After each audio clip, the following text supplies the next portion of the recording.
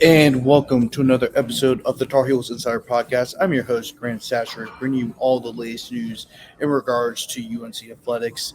If you're hearing a bunch of weird noises right now, it's because I am actually at the Hilton Charlotte Uptown for the ACC tip-off, and we're going to have coverage of basketball pretty much the whole entire week. Um, Later tonight, we're going to get started with a women's basketball preview.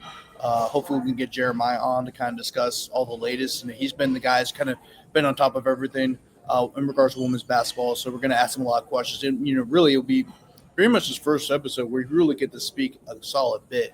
Obviously because I've been the one that's been doing the talking, but you'll get a chance to showcase what he's been able to work on, what he's been able to piece together. And we're going to learn more about this team later on today. I think it was at 4:30. I think they're supposed to come on, so it's going to be kind of a late go around for the Tar Heels women's basketball team. But the reason why I'm going to post that later, but right now we got to talk about something else. And that something else is Bill Belichick. I know people are getting tired of talking about football because I understand the team isn't very good.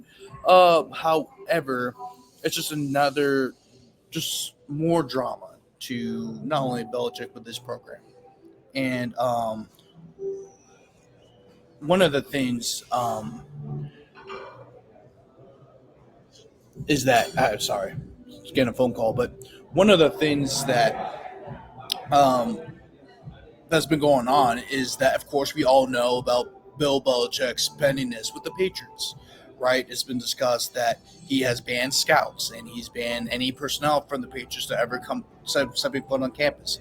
Quite frankly, it's embarrassing. Um, but that's just the way he's been. He's always been kind of a petty person. Just because, I mean, even going back to Patriots, he always wanted to beat the Jets by a million.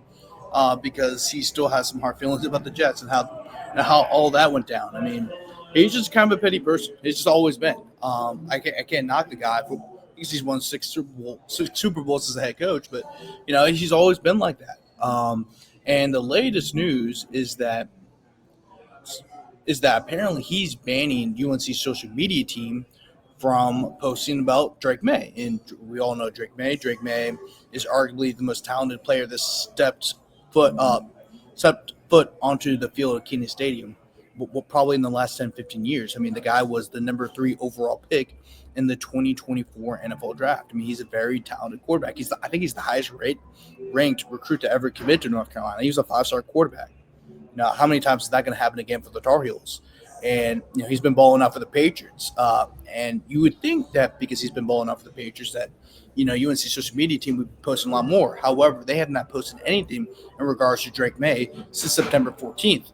And earlier today, Ross Martin of 24/7 Sports confirmed that it's because Bill Belichick's is now allowing them to. And according to sources inside the UNC football program, it is a directive from the staff, Bill Belichick, to not tweet/retweet anything Patriots related. That's clearly why UNC has not posted anything from Drake May's electric primetime win over the Buffalo Bills. And if you look at my profile, I even responded to it. I said, embarrassing, the jokes wrote themselves. Damn, I guys, that suck, but that's why you need a proofreader. Shout out Grammarly. Then they posted this not too long after that. They posted maybe about an hour later. Drake May pulling off some magic. Where have we seen this before? And yeah, I mean, they posted that today. It's the first time they had posted about anything Drake May related since September 14th, by the way, which is my little brother's birthday. So it's just embarrassing that I posted so bullying works, because it seems like that's what happened. And Taylor Vipolis, who of course is a former Tar Heel himself, used to play for the Tar Heels, of course has gone on to do some great things in the media. He said you can't be petty and get blown up by 4+ touchdowns every time you play a team with a pulse, a Bearson program, right? And there's been a lot of players there's been a lot of players like that. So that responded to the state of the program. Trey Boston responded to the game, how poorly they had played. I mean, you're getting a lot of pushback from the UNC community. And not only that, because you're not posting anything Patriots related, you're not promoting the player, the probably arguably the most talented quarterbacks ever set foot in your program, and a guy who's been seen as one of the future stars in the NFL. You can't do that because not only are you hurting your program, but you got to promote the program. You got to promote the program to recruits. You got to show that you're the 33rd NFL team, right? And Drake May could help you with that, but instead you don't post him because you're still mad. You're so mad about getting fired from the Patriots. You're still mad at Robert Kraft. You're still mad at Jonathan Kraft. You're mad at an organization that fired you. Everyone's going to get fired eventually, right? And then you move on. But the fact that, again, you maybe have some hard feelings, but the fact that it's gotten this far where you're banning scouts, you're banning personnel, you don't allow your own social media team to promote to share stuff on social media in regards to Drake May, who is killing in the NFL right now, is absolutely ridiculous.